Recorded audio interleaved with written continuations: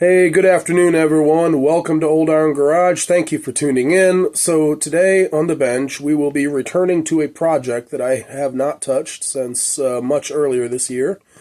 I believe it was springtime when I drug this thing home and got it to sort of run. So anyways, without further ado, let's dive in. All right, everyone, here it is. It is the McCulloch Model 152. So if you have not watched my previous videos on this, go back several videos and find them and watch them. But a little history on this. I went to look at some antique Toro mowers, and the guy had this as well. And when I checked it out, I gave the rope a pull. It didn't budge, so it seemed as if it was seized. And it was clearly in very rough shape. It was missing the fuel cap, and the bar and chain were all rusted up. Like here you can see the bar. It's actually rusting pretty thin there, and the roller tip is seized tightly. This bar is just kind of beyond its prime. And the chain was every bit as seized as that roller tip. So I got this thing for $5. I was like, well, you know what? There's more than $5 worth of parts here. I'll take it. If I can't get it running, then I'll take it. Or I'll part it out. So anyway, yeah, I drug this thing home for only $5. And it didn't take me too long to get it to fire by bottle feeding the carburetor 2-cycle fuel. And it ran nice and strong, but I decided I wasn't going to do too much with this saw because of this. This saw spent many years sitting in the dirt in a barn, sitting on a dirt floor, and has quite a bit of mag rot. Yeah, if I push hard enough, I could just break that whole chunk right there off. There you can see the flywheel. Back here, the lower handle support is pretty well rotting away. The fuel tank, I had to take the front cover off, and I cleaned it out really well. And I kind of patched it. There's this is RTV silicone gasket maker, but underneath this is some fuel resistant gasket maker. It works for now, but yeah, anyways, that's not a permanent fix. So anyways, I was able to source, oh, and we have some mag rot down here. There's like a little bit of a foot that comes down and rests on the ground as part of this clutch cover. Just to kind of support the weight on that side of the saw. But anyways, I was able to get my hands on, I'm waiting for them to ship, but I was able to get my hands on some parts for this saw, and I decided to go ahead and proceed with fixing it up right. It's never going to be as long as I have it, it's never going to be a like show quality saw. I'm not going to do like a cosmetic restoration or anything like that. I just want to get this thing into good running, cutting shape. So what are some of the things I have to do? Well, I have to replace those rotted out parts. I need a fuel cap, obviously. I need a carb rebuild kit, which I already have one in stock that I believe should give me most of the parts I need. Main thing I need is like the diaphragm, so it'll pump fuel. But I do believe I have a carb rebuild kit in stock that'll work for that old style Tillotson carburetor. What else do I need?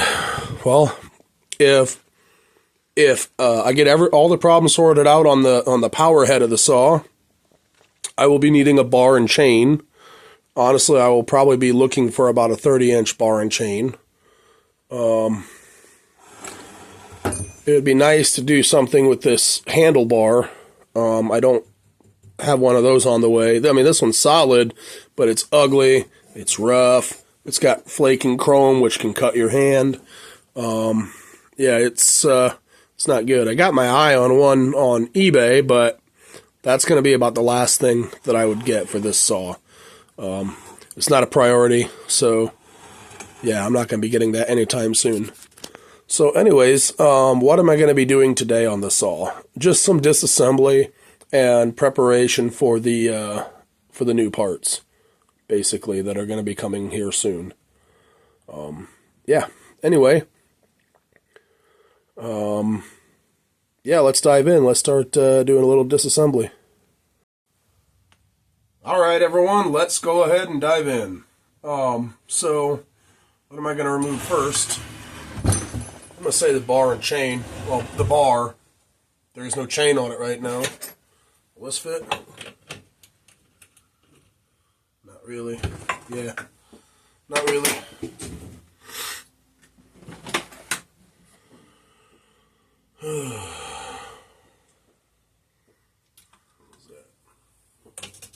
Yeah, 9/16.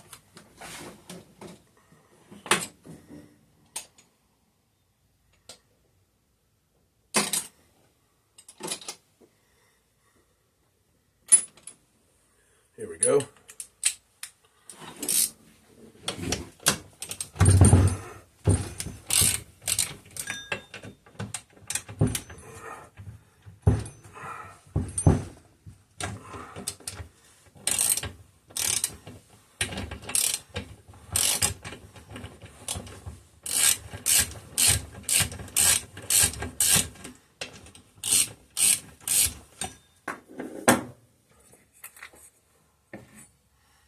Yeah, one of these.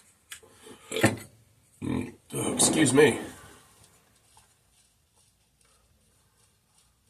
Tell you what, the weather ain't too bad today. It's supposed to be like 50 degrees today. It ain't too bad outside right now. I don't even have the heater going in here, and it's December.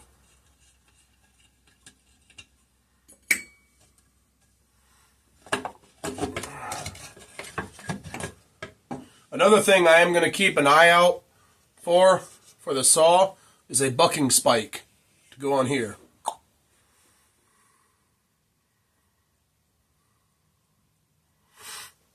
And another one of these clutch covers as well, because not only is there some mag rot going on down here. I'm trying to eliminate all the mag rot on this saw.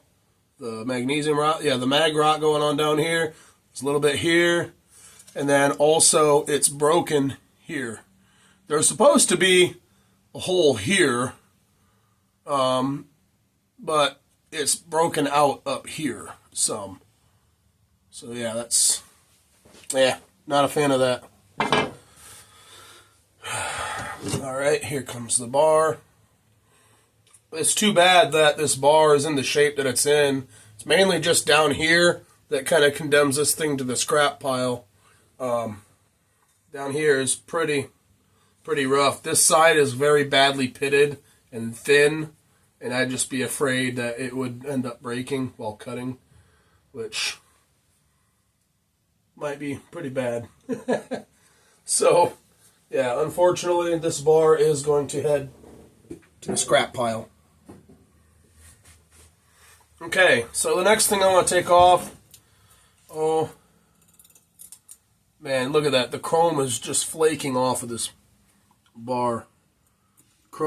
Flaking chrome is, it can cut you pretty good. It can give you a nasty little cut. So, I'm going to say the next thing to come off will probably be,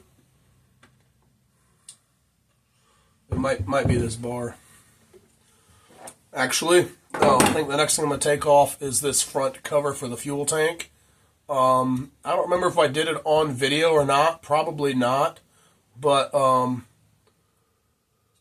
I did, have this off in the past, earlier this year, and I didn't have another gasket, so I sealed it off with this fuel resistant gasket maker stuff. And I mean, that stuff works really well. So I don't know how well that'll hold up long term, but I figured for short term it would be fine. But yeah, so I just hope that trying to take this thing off, it's not like glued on there and I end up having to hammer on it and busting this piece. I was fortunate to get the parts that I've got coming in the mail for next to nothing. Met a guy that had a parts saw that he was going to scrap. And he told me to just let him know what parts I wanted off of it. Man, that doesn't want to come out. He told me to just let him know what parts I wanted off it and just pay for the shipping. So, yeah, I was very fortunate there. Ugh. What in the world? Let's try another one.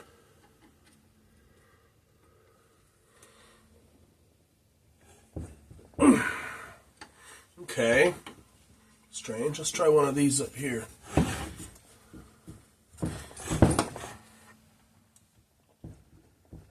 Ugh. Good night. All right, guys. I don't know what's going on here, but this is a lot tighter than what I remember it being. These screws. I don't know if some of that gasket maker got into the threads or what, but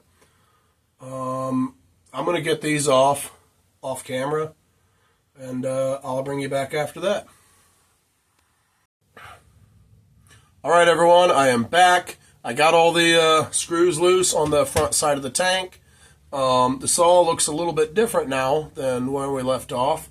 I put this cover, the air filter cover, back on, as well as the clutch cover, because I realized that I don't remember if I took any good pictures of this saw when I first got it. So, and I wanted some before pictures and after pictures. So I put those two pieces back on and took some pictures of it. But anyways, yeah, so let's continue. I did get all those screws loose on the front fuel tank cover. And how I did that was I did not want to ruin those screws, so I had to use an impact screwdriver to break them loose.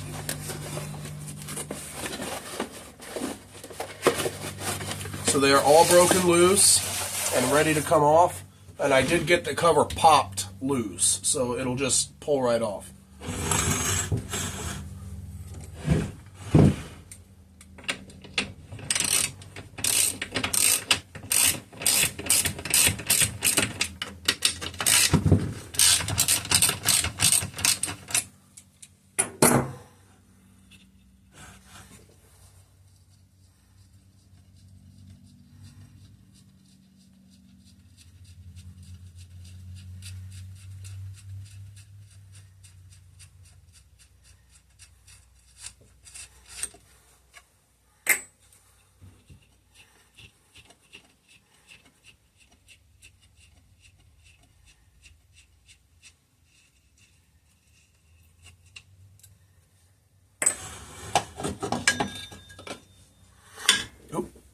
Easy now.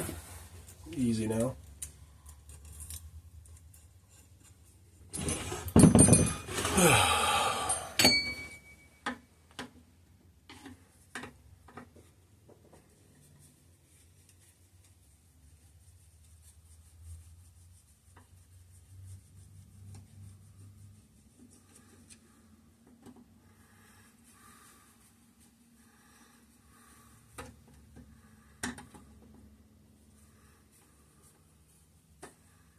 Come on now.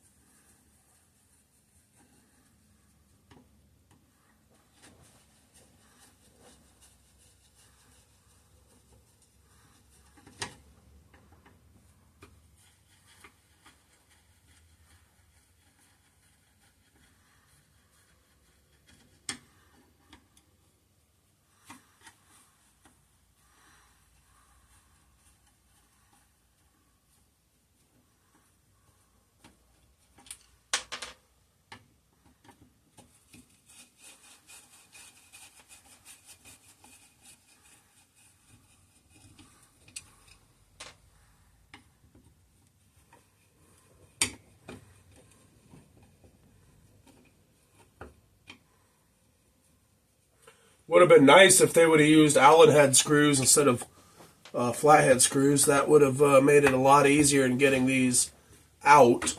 So I believe the reason why these were so hard to come out was because I'm guessing some of the gasket maker that I used likely got on the threads of the screws, working in the same fashion that like a Loctite or a thread locker would work.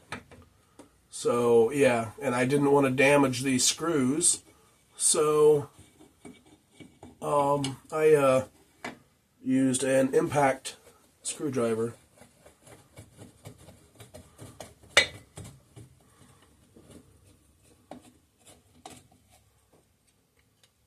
Now inside the fuel tank, we're going to find a little surprise, something that does not belong there. And by that, I mean, let's see, hang on a second. 1, 2, 3, 4, 5, 6, 7, 8, 9, 10. 1, 2, 3, 4, 5, 6, 7, 8. Huh?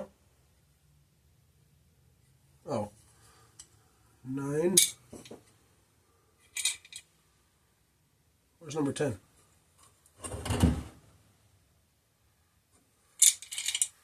One, 2, 3, 4, 5, 6, 7, 8, 9. 1, 2, 3, 4, 5, 6, 7, 8, 9, 10.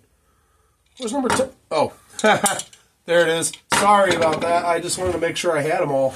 So we're going to find a little surprise in here that does not belong in here. Because after I cleaned out the fuel tank, I didn't want more debris getting in there.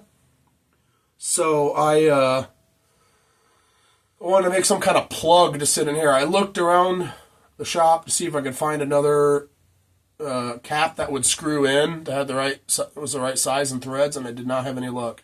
So I just found a cap that goes on a bottle that was almost big enough to shove in there, and I wrapped some electrical tape around there. But that only worked for so long.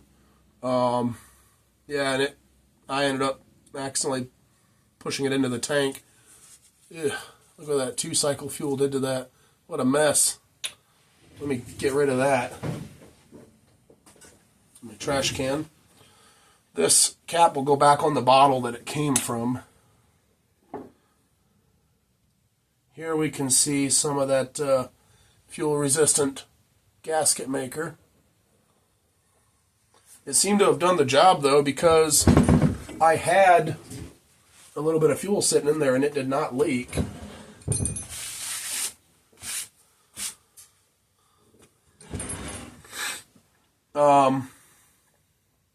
So this is not the correct fuel line, what I had put in there, but it fit, and it does not have a filter on the end of it either.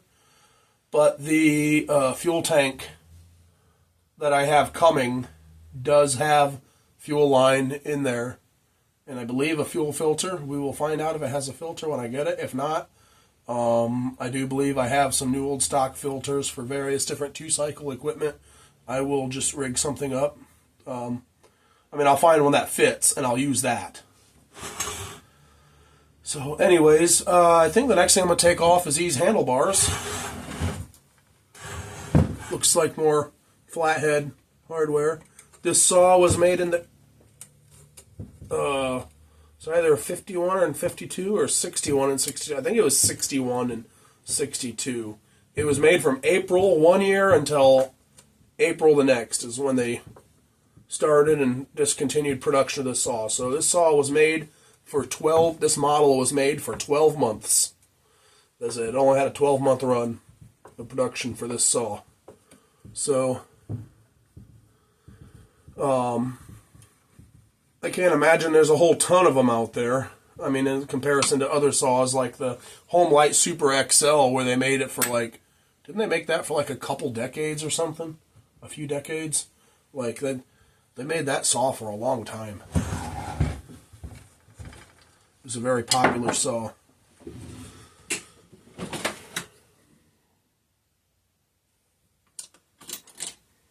this fit? Yeah, that'll fit.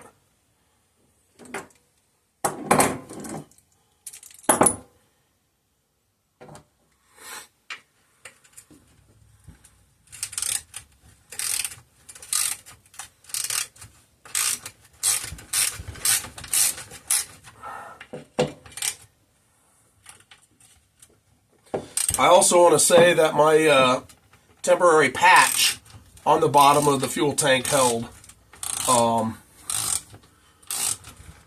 It had a serious bit of mag rot going on that particular spot on the bottom of the fuel tank.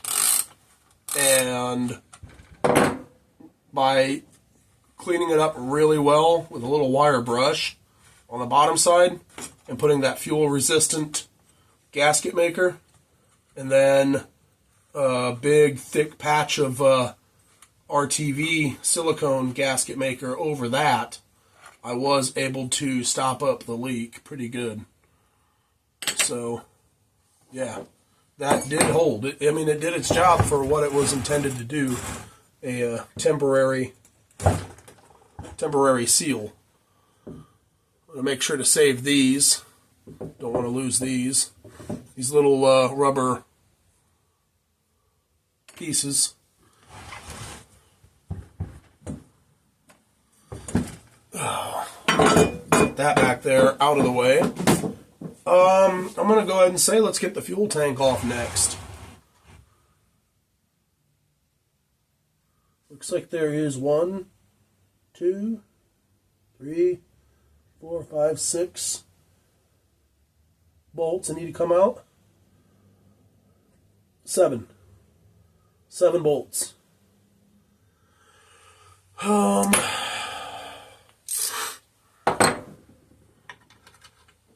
Smaller. 7/16. So size down. There we go. 3/8.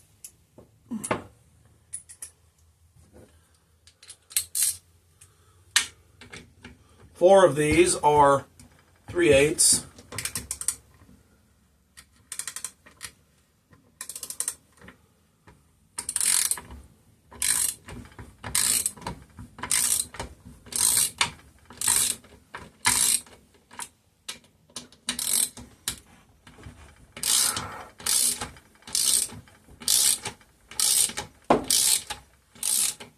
You know what?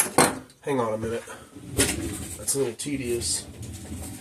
We're going to speed things up a little bit.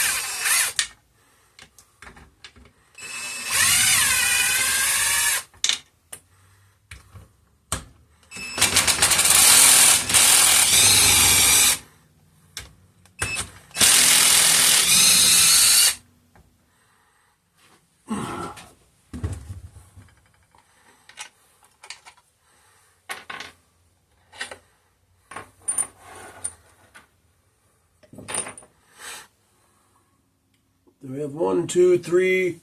What are those? 1/4 inch?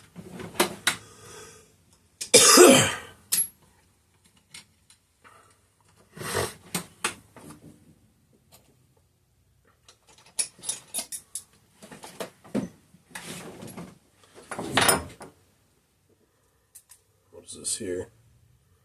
9/32. Oh, smaller.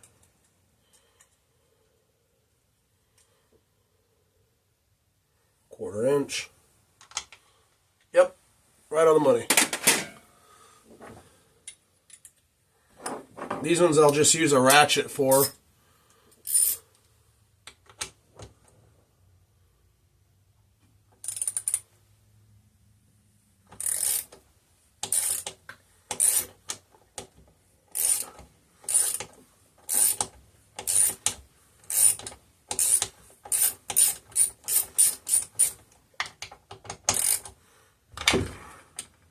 Come on now.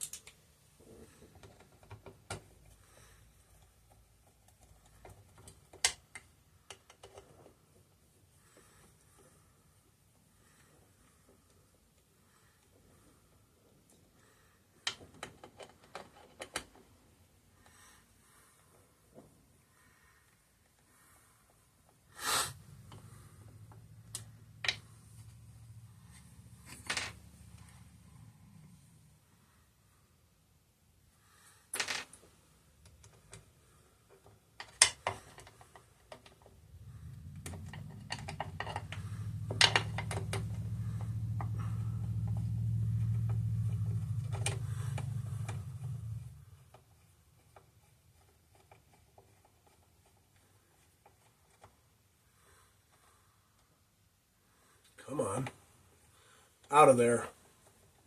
Get out of there.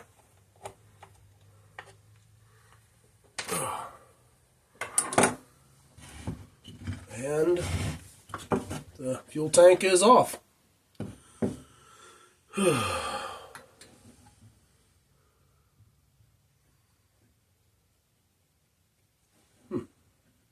Interesting.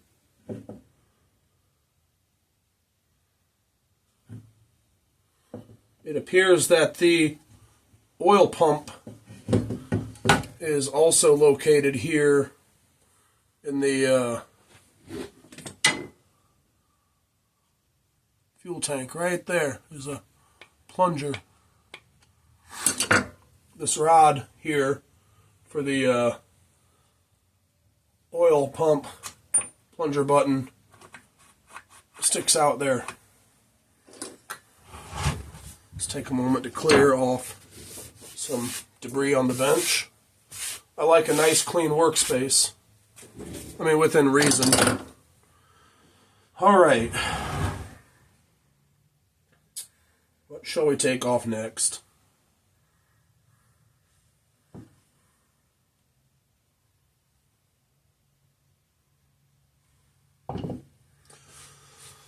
Well, let's take off the flywheel cover, the recoil cover, which is currently only being held by, oh, hey, the oil tank is now loose from the saw.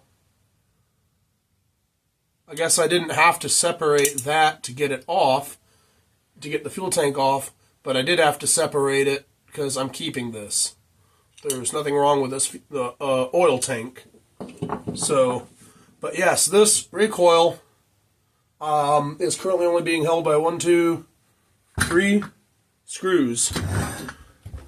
The fourth one is where the screw goes in is all rotted away. So, yes, let's go ahead and get that off.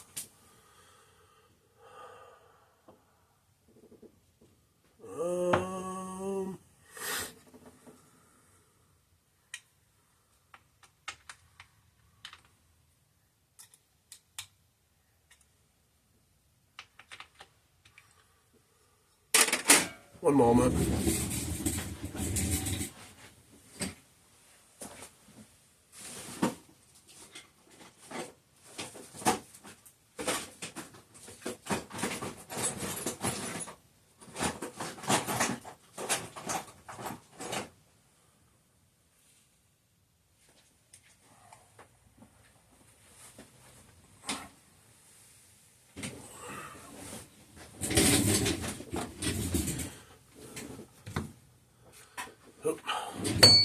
Wrong one.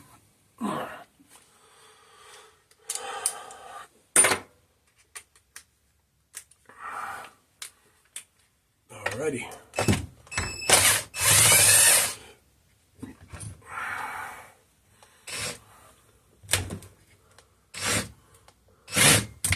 What? Come on.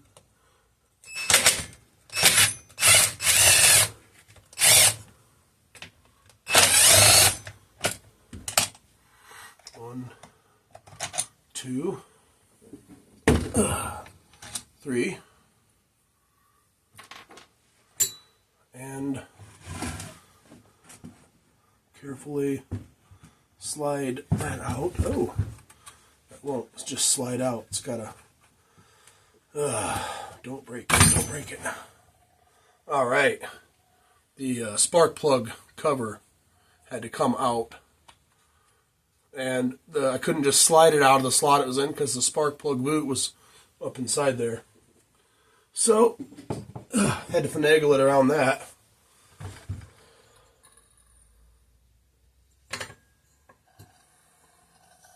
So, I guess back in the day, McCulloch, and this is something I already knew about, but McCulloch offered some of these basically big block chainsaw engines for racing go-kart engines, which I always thought was pretty cool.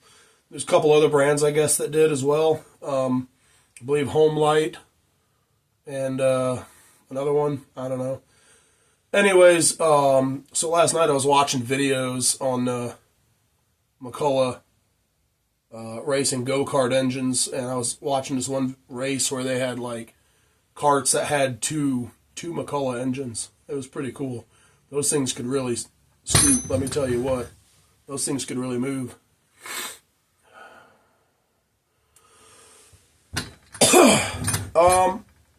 So the next thing I'm going to take off is this lower handle, and then I'm going to go ahead and remove the top handle as well.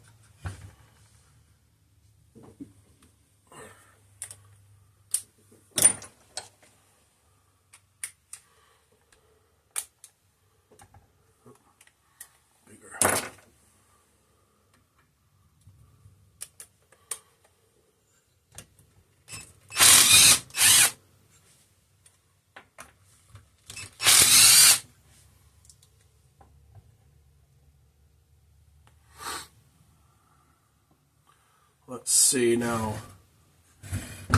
Okay, this one has to be removed with a flat-headed screwdriver.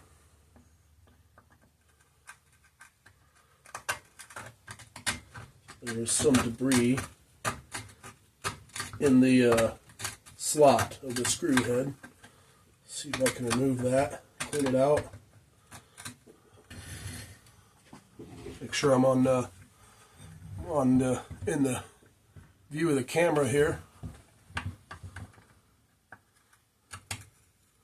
Just trying to get all this debris dug out so I can get as much of the screwdriver tip in there as possible. Alright. Ah, goodness. That's tight.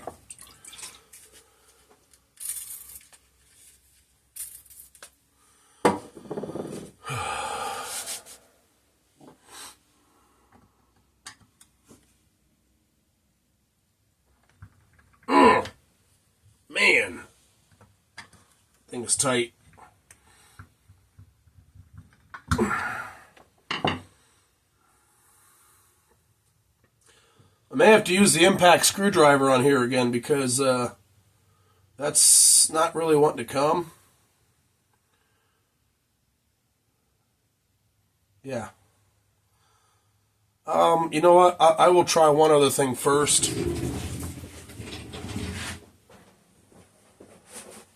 I'm going to try my actual, like, cordless impact and go at it lightly using pieces from my impact screwdriver set. The socket and my large flathead bit. Oh,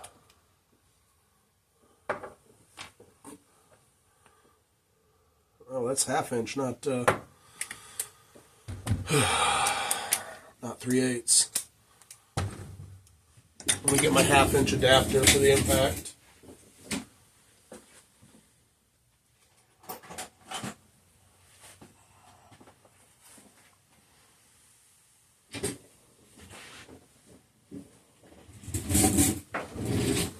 All right. I just hope I don't ruin something.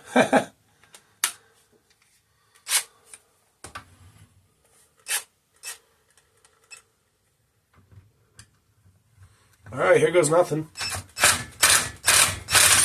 Oh! Ouch. Apparently that was a bad idea. Man, that thing is really stuck. All right, I'm going to use the actual impact screwdriver on that because that'll really jar it and hopefully break that loose. And I will do that off camera, and I will be back. All right, everyone, I am back. I got the lower handlebar off, the lower handlebar bracket. I don't know what you'd call this, really. And here's a close-up of the mag rot. It is pretty bad. I mean, it's pretty well eaten away from just sitting in the dirt. The moisture got to it. Yeah. Anyway, so got that off. got a nice couple of scratches from that little incident trying to use the cordless impact. I knew it was a bad idea. Decided to try it, and yeah. Anyway, but in the end, I won. So I decided to start bagging up and labeling my hardware just to make it easier, so it's a little bit less of a puzzle to try to figure out once I get the parts in and I have time to go through this and replace all the parts with mag rot.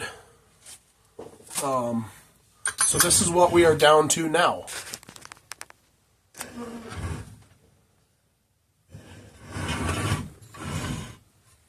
That's where we're at now. And next, I am going to I'm going to have to remove the carburetor so that I can get the upper handlebar and carburetor housing, whatever you want to call that assembly, off of the saw. So I'm going to need a couple of wrenches, what, 7/16? Half inch? Yeah, 7/16.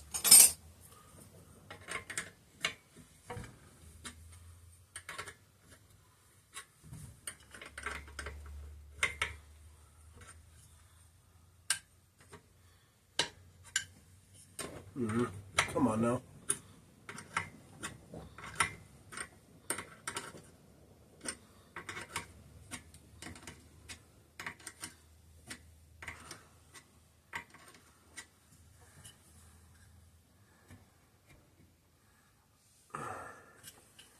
Come on.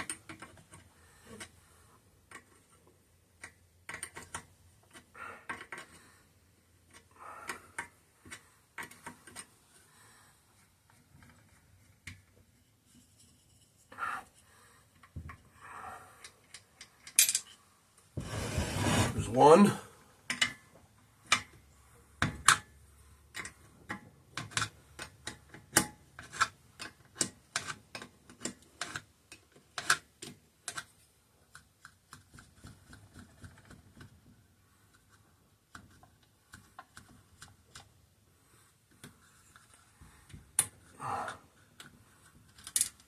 And two. See if I can weasel this out. May have to disconnect the fuel line. See if I can just get it to pop off.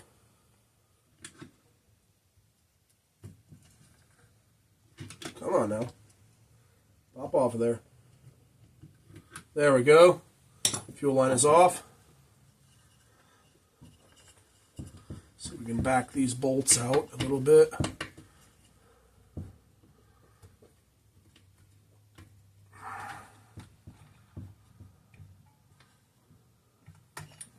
And the carburetor is off.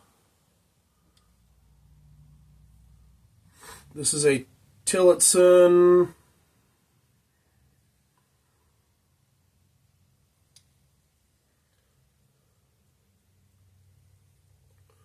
I think this is the number here that identifies the carburetor. It says HL63D. I'm not super knowledgeable on this style of Tillotson carburetors, but I think that's what that is. So now, I'm going to remove, there's like a spacer plate here and the hardware for mounting the carburetor.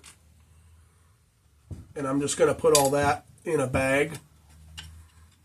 Come on. Give me that.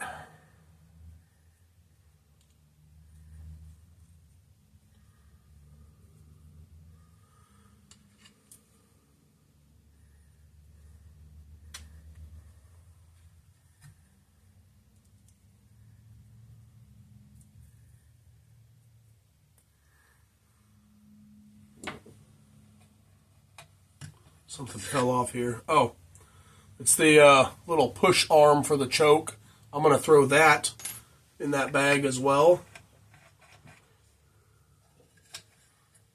The rest of this stuff can staying there. Oh, this little grommet here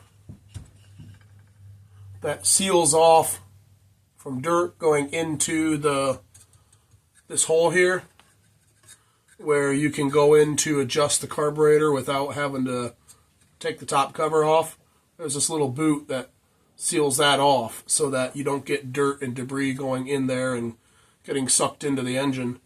I'll put that in there as well.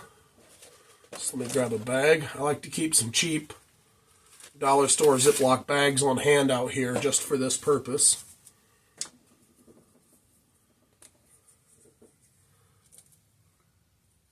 So I'm just going to label the bag carb.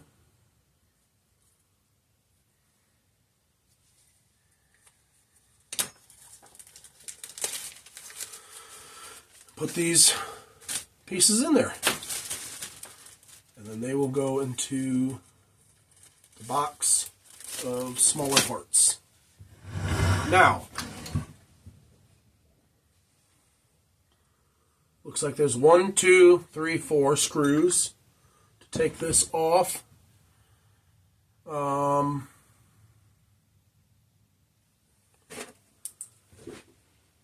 there's reed valves down inside there. But I'm going to take some time to, before I take this off, I'm going to plug that hole where the carburetor bolted up to. I'm going to plug that intake hole, and I'm going to take some time and go outside. I'm going to blow as much dirt and debris off of this thing as I can. I'm actually going to end up putting the bottom of the crankcase, this cover here, when I took off the fuel tank, the bolts that hold that on came with it. So I'm going to put some bolts back in there to I'm going to run 2 bolts in to hold that on, so that way when I'm blowing the compressed air, it doesn't come flying off of there. Yeah, I'm just going to make sure it's good and sealed up, and I'm going to go blow all this off. So I will bring y'all back after that. All right, folks, I'm back. So let's pick up where we left off. So I went and blew as much debris off the saw as I could. I didn't spray it down with any kind of cleaner or anything to loosen up the real dried on stuff. I figured I'd do a real detailed cleaning later. So anyway, I went ahead and put all 4 of the bolts back in this bottom crankcase plate. Now this one was extra long. It went through a real thick part of in the tank.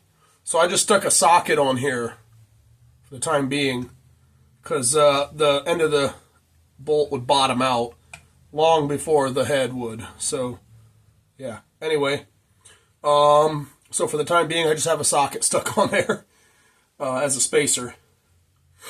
So let's go ahead and continue and get this top handle off. The top, or the main handle piece, the top handle piece, or whatever you want to call it, the carburetor housing. Let's get that off. Looks like there's a gasket in here, which obviously there would be. The intake goes through here.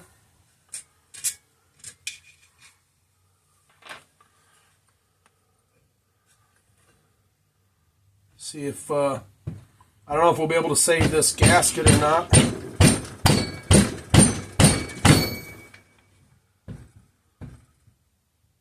Looks like it's coming loose. There we go. Were we able to save that gasket?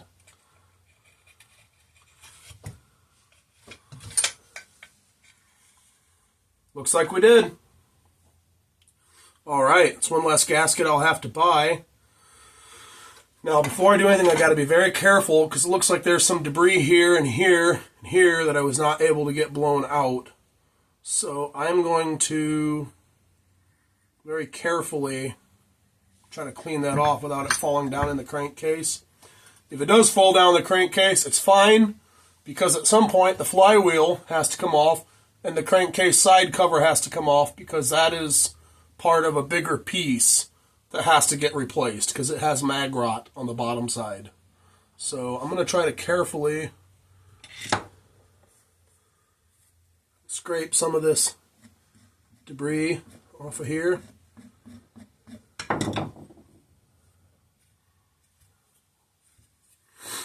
And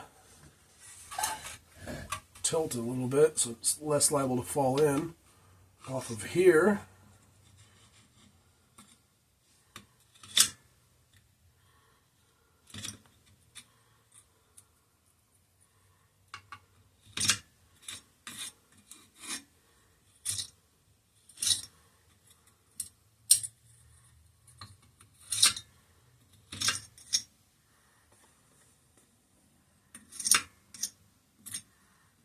And here.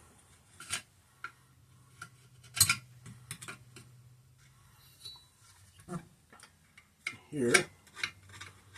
I'm just trying to be super careful as to not have any dirt, debris fall into the engine.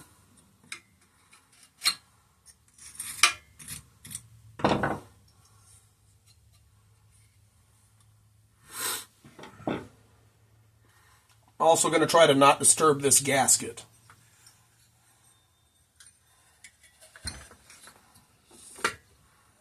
Looks like this will be a good time to kind of take a peek, a little bit of a peek into the engine, into the cylinder. From what I can see, the cylinder looks to be in great shape. And the piston, from what I can see, looks to be in great shape. Now, I'm only able to look at one side of the cylinder and one side of the piston, the far side of the cylinder and the near side of the piston. But that's better than not getting any look at all. Ooh. I see a large chunk of debris. Make sure my screwdriver tip is clean. That has fallen in right here. Let me try to fish that out. There we go.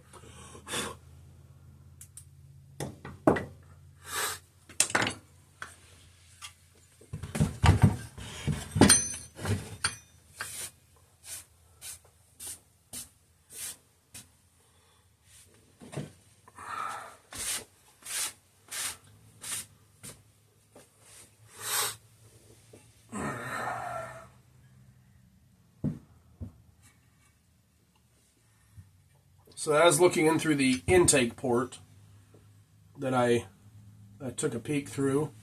One thing I would like to do while I'm working on this thing is I'd like to take the muffler off and like maybe bead blast it or sand blast it lightly to kind of clean it up. But another thing I want to do is I want to look in here and see if there's any baffles that I can remove. I like to do that. It's I just like how loud and obnoxious they get when they don't have any kind of baffles to them. And I guess, you know, that does free up a little bit of power as well. So let's see if I can. I did get some penetrating fluid on here. Let's see if I can break this loose. Yeah, there it goes. I'd put some WD-40 on it off camera before I even went to blow this thing off.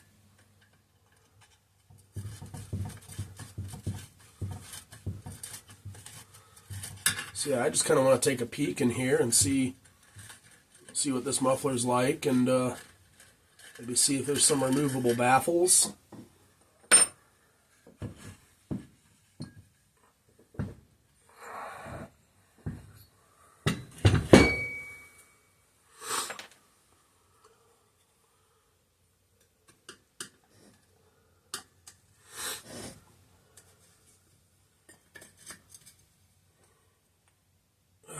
Come on.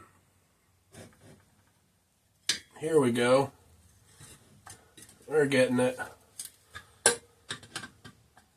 We're getting it.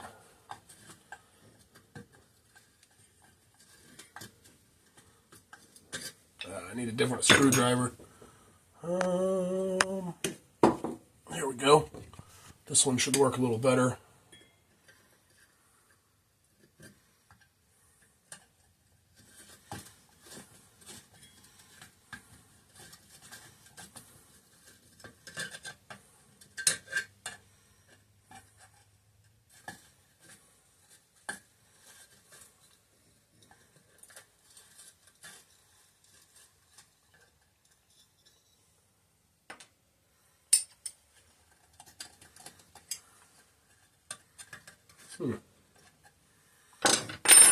Alright, let's see if, this thing's kind of rusted up, but let's see if, we can get it out.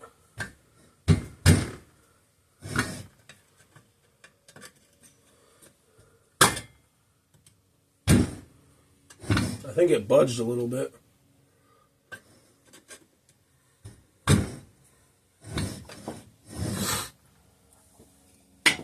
Let me get some WD-40 on here. See if I can let that work its way in.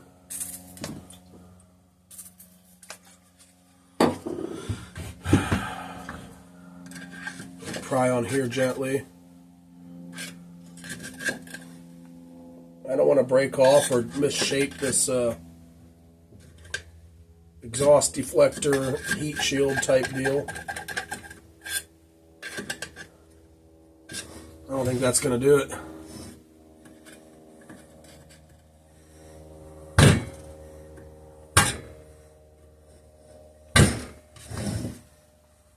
Alrighty, well, I'm not going to mess with that anymore on camera. She doesn't want to come, so I'm going to leave it. What else?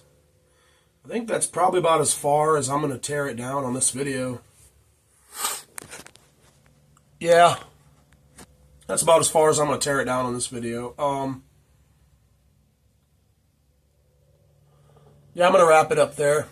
If you I hope you like this video. If you have not yet, hit that subscribe button to get notifications for more uploads, more video uploads in the future. And thank you for joining me today here in Old Iron Garage. And I will see you in the next one. All right, later, guys. Hey everyone, one brief update before I go. I was able to break into this muffler. I had to clamp the exhaust flange of the muffler tight in my vise. Take a fine point flat screwdriver and a ball peen hammer and gently chisel around the edges to pop this up. So I got the cover off, and here we do have a removable baffle. It's not much of a baffle, but it's something. So I'm just going to leave this in the muffler for now, so I don't lose it or anything, and then just kind of pop this thing back together, and decide later on, maybe after I get it running, run it with the baffle, then run it without, see what I like. See if it makes much of a difference in sound. All right, but yeah, that's it. I'll see you guys in the next one. Bye.